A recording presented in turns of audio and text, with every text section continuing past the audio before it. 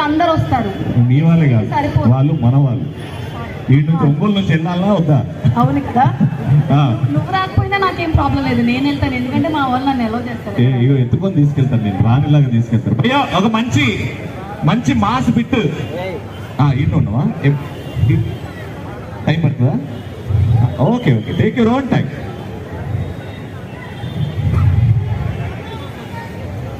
మీ ఎనర్జీకి మన పాట పెట్టడానికి సౌండ్ పెట్టండి. మీరు అందరు కలిపి ఒక్కసారి ఏదన్నా పాట పాడతారా? ఏం పాట పాడతారు?